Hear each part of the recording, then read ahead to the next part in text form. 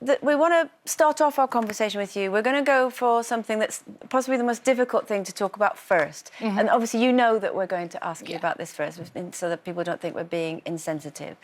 This is something that many of you at home might have heard about or seen in the newspapers, but essentially you and your family were involved last year in an absolutely horrific boat accident, where essentially the boat that you and your family were on exploded. It did. Yeah. You've not spoken about it before, and I can appreciate how difficult this is for you. No, it was nearly a year ago, and we were on holiday, and we were on a boat with my parents, our children, and obviously my husband. And something terrible went wrong with the boat after about 15 minutes of being on it, but it was long enough for us to be very far away from anywhere. And there was a leak, we now understand, in the fuel pipe. And the boat kind of stuttered and stopped, and we were really miles away from anywhere. And my husband made a phone call and got some advice about what to do, and he was advised to turn the key just to see what was happening with the pressure. And it was just like a James Bond moment, and the whole boat just blew.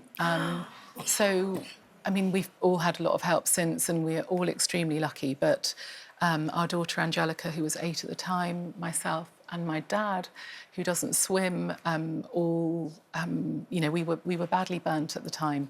But we were also then in the water for about 45 minutes before anybody found us, which we now understand as being a blessing in a way, because the scars were much less because we were in the water for such a long time. But there's nothing worse than being a mum and seeing your child injured.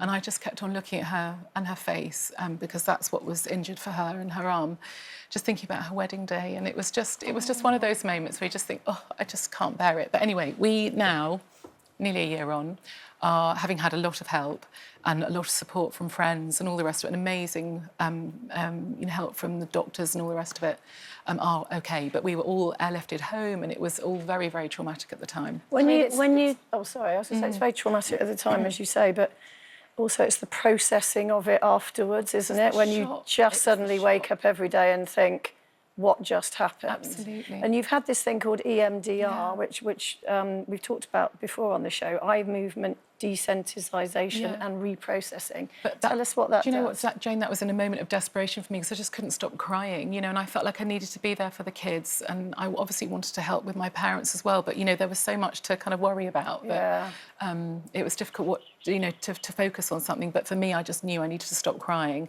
And EMDR is used a lot for, extreme trauma. For war veterans. War veterans as well. And for me, it was a very, very helpful process where I was holding onto these buzzers, and it helped to move the trauma from the immediacy of what was happening in front of me, which was we were all on a burning boat in the middle of nowhere, to a bit further away in my mind. And it's still really hard to talk about. And obviously going through it with the children still, and our daughters having EMDR at the moment. And if anybody ever needs a recommendation, honestly, EMDR is the most extremely... it's just so helpful, but a very, very painful process. But hopefully it'll pay off in the long run. We've got to deal with it now while we're all kind of, You were burnt in your face as well. It wasn't just your daughter. No, in fact, Angelica and I had a race to see who could grow their eyelashes and eyebrows back the first. But it was almost better that we were both injured in the same way, because if it was just her, I just couldn't have, bared that just to watch her go through it. So we took all the mirrors off the walls in the house, and for 3 months we just stayed at home and just had a race to see who could grow their eyelashes back first. We're glad that you're well and that you're making progress. Thank you for talking about it. And I got through it without crying. You did. I was ready. Oh, bless you. I nearly didn't, I have to say. I've had a lot of crying, but we're very grateful. We're very grateful to still all be here, because life changes in a moment, and I tell you what, it gives you an appreciation of how precious each day is. Now you're an experienced broadcaster, you're an experienced news broadcaster, so you've covered tough issues before. How do you process something like that when it's happening to you? Is that some of the things that you're working on mentally as well? Because when you're reporting on something, there's a degree of separation. Absolutely. Very briefly, obviously, this is just out of curiosity. Yeah. Well, I think when your family are in the middle of something like that, there's no bigger priority. You can't kind of divorce yourself from something that's affecting, every generation of our family. We might all not be here, and we all are. So, as I said, we're just focusing on the positive and just feel so lucky for the support and the love and the care that we had. We just had this love bomb that landed in our house afterwards.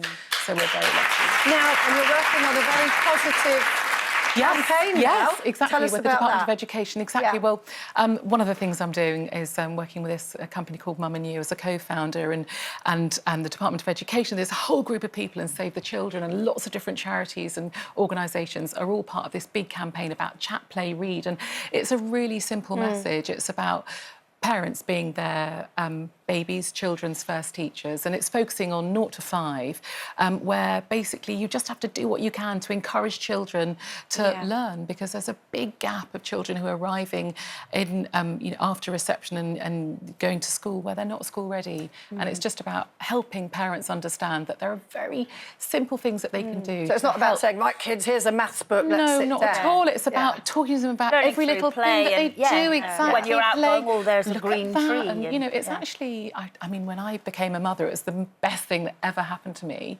But it's actually quite a hard job, isn't it? And I think if I'd had this bit of information before, when I was, wheeling around babies in pushchairs, I would have felt less stupid going down the street going, oh, look at that, look at the birds tweeting and all the rest of it. But that's so interesting, because that's what I did when I was pushing, my 2 around, and it was all how I would do it was, what's that car? What colour is it? Exactly. Blue. Well, that's perfect. And what colour is that door? What number is on that door? And I let's was see a how. terrible mother. I pushed them around just trying to get them asleep.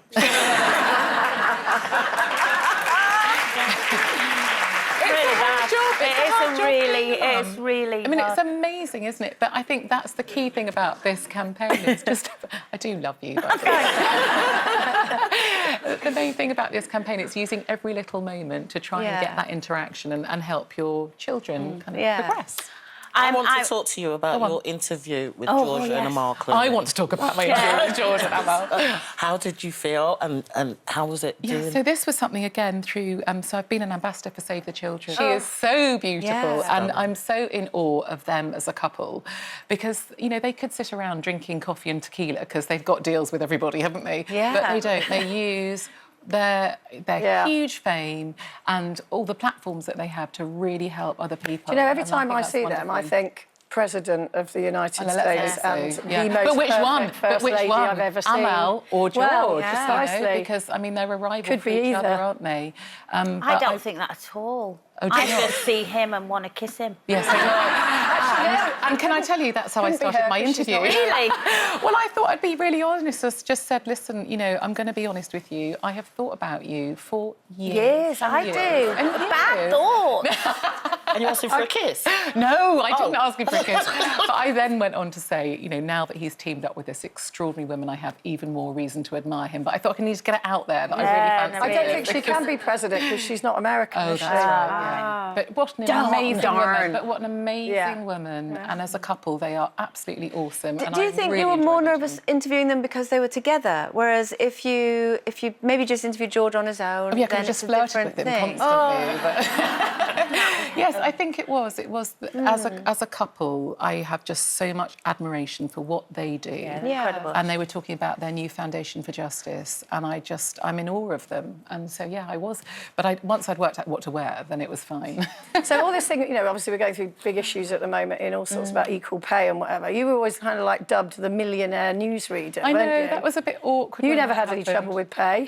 Well, good do for know you, what? I say. No, well, it was an amazing time. It was when I moved from BBC to Channel 5, and there was a big fuss about my salary. But I got myself into a load of trouble because there was an interview where somebody asked me about my salary, and I wasn't prepared for that. And I just said, "Oh gosh, no, I'm not worth that. No, if I was a doctor or if I was, somebody collecting the rubbish, then they are worth that's a that." good answer. Yeah, but then I got into trouble when I got to work the next day. But then, of course, I ended up, thankfully, having a successful pregnancy and children, and then I stayed at home and didn't get paid at all. The kids were far more worth it than anything else. And thank you for coming on and telling your story today as well. you, And we're thank you, we're thank just so you. thankful that you're all okay. Yeah.